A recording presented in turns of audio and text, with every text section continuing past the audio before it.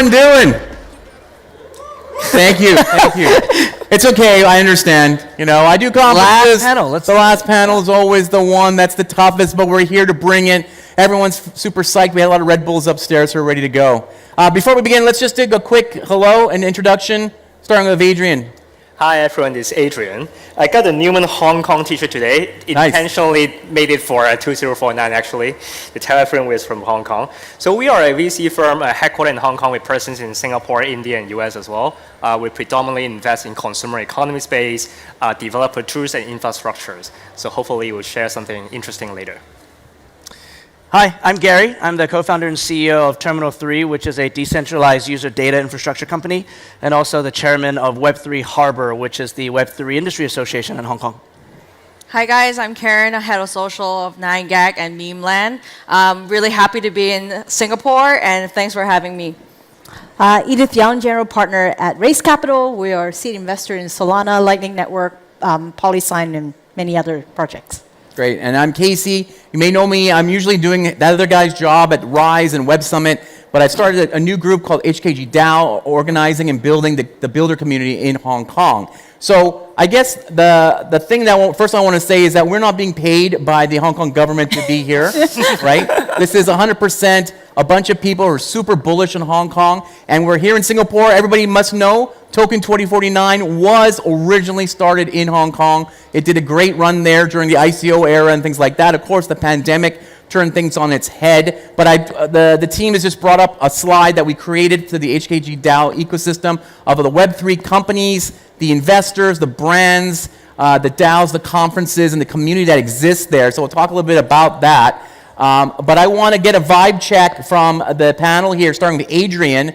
2019, everybody knows what happened in 2019. And then, of course, Hong Kong went through some crazy stuff during the pandemic. What are you seeing today in Hong Kong? What's exciting in 2023 as we are here in Singapore talking about Hong Kong? I think ever since pandemic, you have 10 meetings in the afternoon central. Just people are so eager to do business, and I think that's at the end in Hong Kong. Yeah. Gary?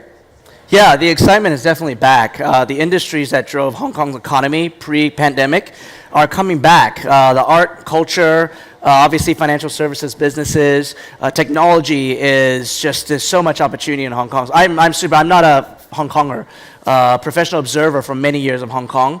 I'm just super excited to be building there right now. Yep. Yeah, I mean, like we have holders in Hong Kong, and they're very sophisticated, and we have regular meetups, and it's just like, it feels like it's really happening, and good to see everybody in like one space, and they're still bullish in this market. So yeah, I'm really excited about it. I'm obviously biased, born and raised in Hong Kong, but I spend most of the time in the US. I really think Hong Kong is completely opposite of what's happening in America. In the US, it's almost sort of like you can't even say the word crypto. People are like scared. There's some like bad happen. But walk through this, or if you guys come visit Hong Kong, it's completely night and day. And I was reading this article earlier in backstage about John Lee, who's the current chief executive, literally said that Hong Kong, he wants Hong Kong to be the #1 Web3 hub in the world. And in some sense, I think it already is. And you know, Gary probably can talk more coming from Web3 Harbor. There's just so much going on regulatory-wise, infrastructure-wise, to make people feel, you know, as a developer, make them feel safe. Safe to build, yeah. To build in Hong Kong. Otherwise, you know, Adrian wouldn't set up his fund investing actively in the space. In the US, pretty much like most of the funds, billions of funds from the Paradigm to Andreessen, they're all like literally shifting from being a crypto fund to an AI fund, and you're like, what the hell? And the active investor is a lot less now compared to before. Yeah, I agree. So I also spend a lot of time, I lived in Hong Kong for over 20 years, and I went back to Canada during the pandemic, and then saw this kind of thing happen over there. But coming back to Hong Kong, it's crazy when you land and you see ads for the sandbox in the RMTR, which is Singapore's MRT. I'm talking like very interesting letter change there. But there's a lot of that. There's NFT magazines and 7-Eleven telling people how to open their wallets and buy NFTs. I was very surprised. When I tell people from the U.S. that this is happening, they can't believe that this is something that they see there. So right now on the panel, we've got 2 investors, we got 2 builders. So I kind of want to start with Adrian again. You know, what is Hong Kong? How is Hong Kong positioning itself right now as to be the hub for Web3 innovation and investment? Like, how are they positioning themselves to the world? We all saw the Hello Hong Kong campaign, right? Giving out free tickets to people to fly in. But how do you see it from maybe from an investor's point of view? Well, I think I talk about, actually when I first time met Gary, we talked about the definitions of a hub. And I was confused about Hong Kong spending all the times on licensing and regulation and all this. But turns out, I formulate the thesis is if you have to become a global hub, you start with capital market. Have a capital market, a licensed one, a stable one, and then you go with talents and users. So Hong Kong is in the stage of creating that established capital market for crypto. We have the license exchange being approved, start trading for retail starting from June time this year. So I think the next stage for positioning ourselves among all the Asian countries, if not globally, is how we can attract talents into the city. And attracting talents is not purely talking about just technologies, but also we have Web3 Hub, or we have people, company like 9gag doing amazing things here to attract talents coming in the city. And we have the back of mainland China. And that's sort of where we get talents and also potential users. You're looking at Hong Kong with an 8-9 million people living in the city. But the main thing is we have 1.2 billion users, potential users in mainland China. And how Web3 could be Hong Kong could be the hub with a Web3 hub, getting access for mainland Chinese. I think that's how we become a global Web3 hub. Okay. Adrian, what are you investing in? In Hong Kong? Well, I need to know. Good question. So we actually just invested in 2 Hong Kong companies. The first one is Memeland here, which the founder is here as well, Ray. And second in Hong Kong is Ordinal Wallet, because of the BTC historically happening over the past 5-6 years. So we invest in a company called Xverse, which is the largest Bitcoin wallet, but with a founder based in Hong Kong. Okay, great. Okay, Edith, do you want to moderate this? Because, yeah, that was my question later. Okay, Gary, tell us, what's your definition of the hub in Hong Kong from the builder's point of view? Yeah, from the builder's point of view, honestly, regulation does come first, and I know it's a boring topic for everyone to continually talk about, but for technology crypto to exist, for us to be able to build tech blockchain at scale for consumer applications, we do need money crypto and money blockchain to work. And Hong Kong is just an incredibly unique place. It's one of the top 5 capital markets in the world. It is the second largest asset trading market in the world, especially around art. It is one of the great logistics hubs of the world. It's the creative and cultural center for China still. And so all of these things mixed together actually gives the ingredients to actually build a phenomenal hub for Web3. However, I think that there's a very distinct flavor to what the Web3 hub in Hong Kong will eventually look like, because I think that there are going to be many Web3 hubs. It's not going to be one. Singapore is going to have its flavor. Switzerland is going to have its flavor. Dubai will have its flavor. Hong Kong definitely. And I think where Hong Kong's flavor is going to be, besides the capital markets, is that it is going to be an infrastructure. This is a place where traditional enterprises will move into the Web3 world. We, as Hong Kongers and Hong Kong builders, are going to build the on-ramps and the off-ramps that connect traditional systems to these new decentralized systems and actually allow for future Web3 scale. That's what makes Hong Kong special, and I'm really excited about that future. So it's not so much that we are necessarily building the consumer tech and consumer products, besides Memeland, that is going to change the world. But we're building all of the rails and the roads that's going to make everyone else's consumer projects scalable. Yeah, great. So, Karen, as you can see, I would say that now, because Mochaverse just raised $20 million this week, I had to update this thing. But Memeland is one of the big brands coming out of Hong Kong next to Animoca. Like, everybody in the world knows this brand.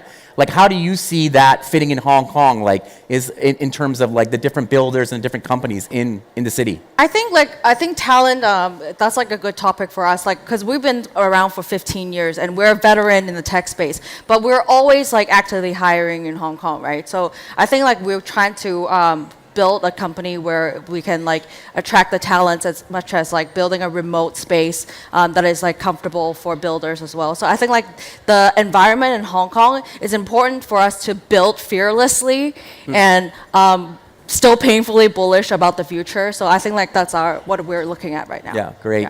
So Edith, and from your side, you see a lot of hubs in Silicon Valley of all the different tech build up.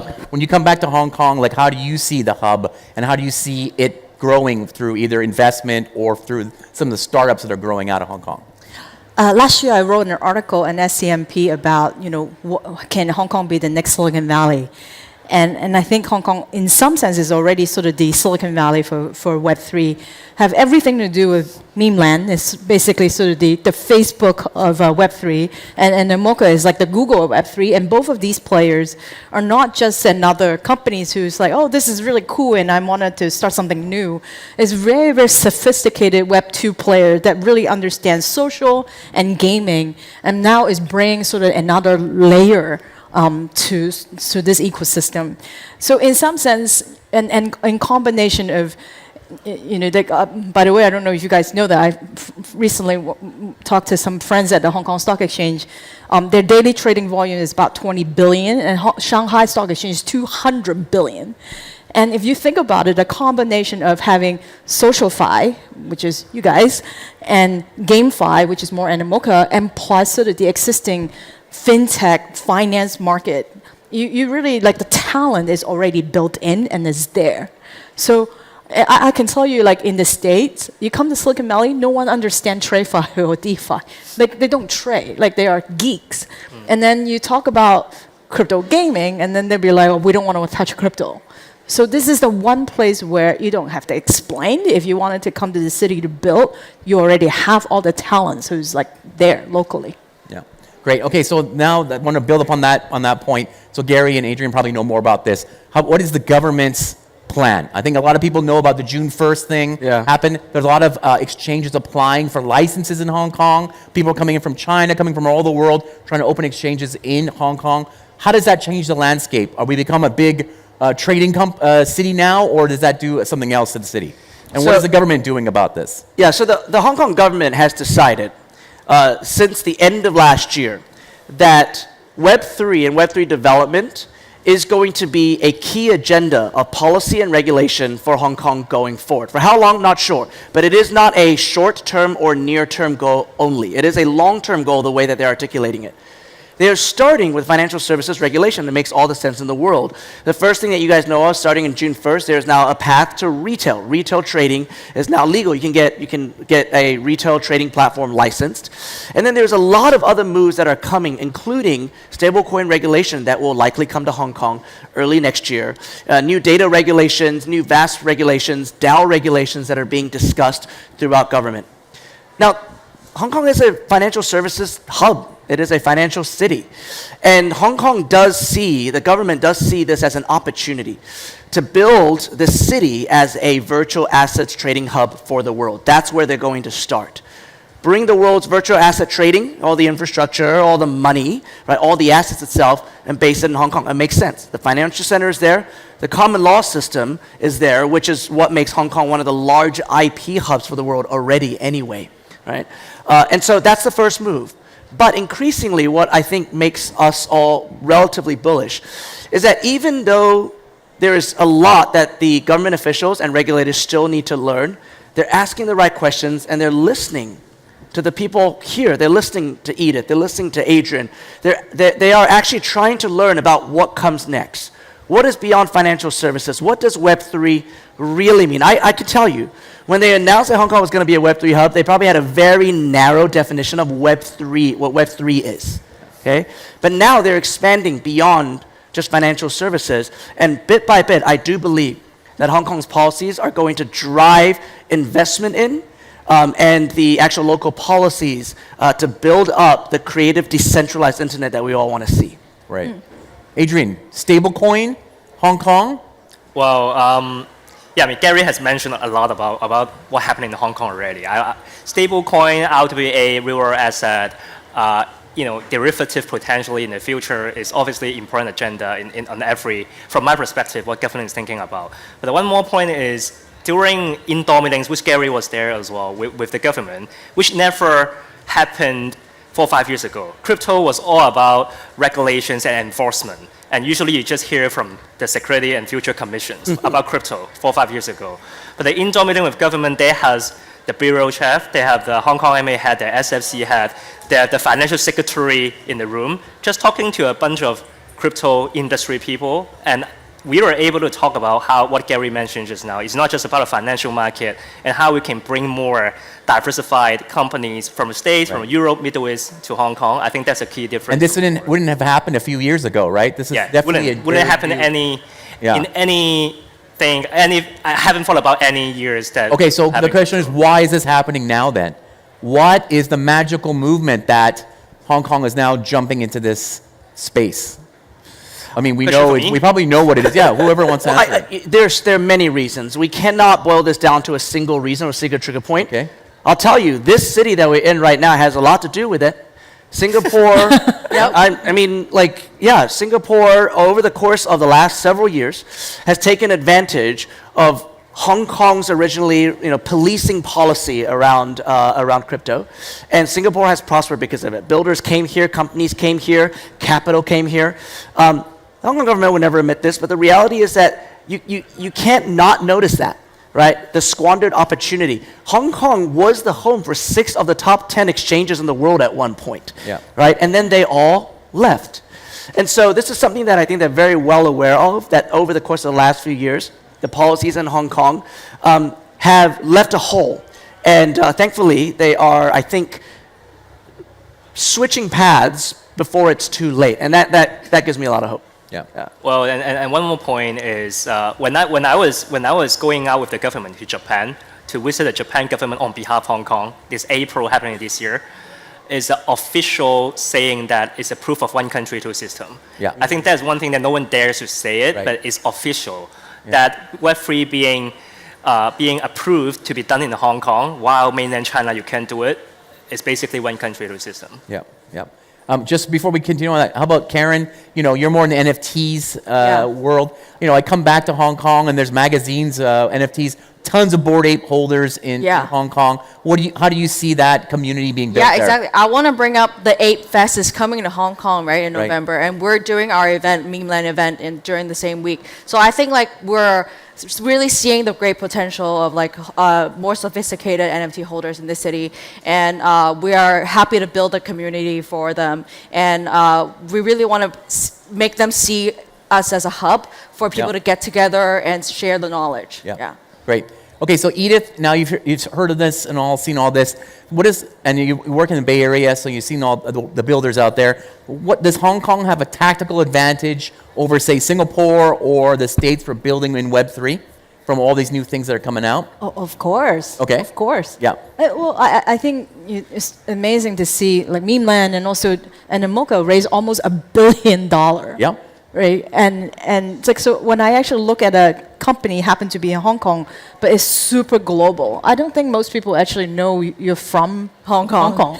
Who cares? Yeah. In fact, Web3 is really about and by the way, I think what's going on in general with what's going on in investment in 2021, 30 billion invested in crypto. So as 2022, this year only 5 billion. 80% drop. And if you can imagine, most of the investors are really scared to deploy in the US. Where are they going to go? They're going to go to Hong Kong because this is the one place where they know is very, very government friendly. And the framework is there. So I actually think that if you are located in Hong Kong, this is literally the mecca where one place will attract the most investment, because you don't have to be afraid to build. Sir, do you mind if I ask? So, as a Silicon Valley VC, are you hearing your peers? Are they actually considering moving capital towards Hong Kong explicitly? Not only just capital moving per se. There are companies, even in the US, they're like, maybe we should actually move our headquarters somewhere else where there's clarity on what we're doing. So.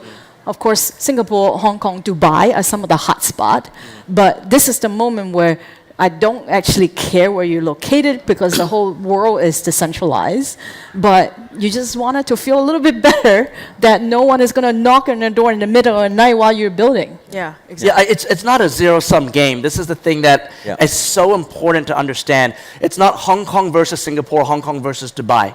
It's the fact that all of these cities are going to have their advantage, their unique advantages, and together we actually create a global ecosystem for Web3. Yeah. Yeah. So Karen and I co-host a show called the GM Show yeah. every Oh, so week good. for part of Memeland. And Yeah. we talk to a lot of builders around Asia and what they're doing. So we find like Singaporean startups would raise money here, Hong Kong, US, and then disperse their team around Asia where maybe some of the development costs are cheaper or lower, things like that. Gary, are you doing the same thing in Hong Kong Terminal 3? Do you raise money from somewhere else and then you have the C-suite in Hong Kong and then you're going around hiring other people? Or how does that work? I'd like to know more. I think a lot of Hong Kong companies do that, not just in the Web3 space. We raise money, not that much, but we raise money from both Singapore and Hong Kong. And then, yes, our leadership team, our founding team is in Hong Kong. We are Hong Kong headquartered and Hong Kong based, but we do have engineers all around the world. We have engineers in Singapore and Vietnam and India, some in the Ukraine. And this is what I think is going to be sort of a future model. These companies are decentralized and distributed anyway. And Hong Kong is a great place to actually base the company, have core personnel, because top talent does exist in Hong Kong, increasingly is coming to Hong Kong. But there are also people from around the world who want to work for these global companies based in our city. And so we can actually create these companies that are distributed and have employees from around the world from day one. Yeah. Okay, let's talk. Okay, let's stop being so positive. Let's talk about negative stuff for a second. What are some of the downsides that you see, starting with Adrian, about Hong Kong? Not downside, but some of the challenges maybe, right? Are the founders there good? Do you invest in a lot of Hong Kong founders? Or what kind of challenges you see in Hong Kong going forward in specifically Web3? Well, I think in general, Hong Kong has been a financial hub. We are IFC, so the talents that we have are better in one sector. But in terms of developers, I think we are not the best cities among all the major hubs. But then we are for a lot of help from the Greater Bay Area. So we have Shenzhen, we have Guangzhou developers coming to Hong Kong. So I think that is not really a downside. Actually connects us much with the mainland China side. Another thing is probably capital is too much in Hong Kong sometimes, honestly. For startups to raise money, for funds to raise money, even though it's a tough market, it's much easier to raise in Hong Kong versus Singapore. It also makes some founders kind of confused what they should do in crypto. You know, in crypto, you raise tons of money. It doesn't mean that you could perform well with your company. So I guess having the Web2 mentors like you guys, helping the Web3 startups is also a very important thing. Yep. Edith, how about yourself? Downside, I can't think of any. But I guess, seriously, I have some Web3 founders who moved to Singapore. Really, no offense, I really like Singapore. But sometimes hiring is a really, really big problem in Singapore because most people do. I mean, Singapore is an amazing, amazing city, but they're having a hard time like finding employee really want to work past 6 p.m. or on weekends. They literally turn off their phone. If you hire people from Hong Kong, they work 24/7. Yeah.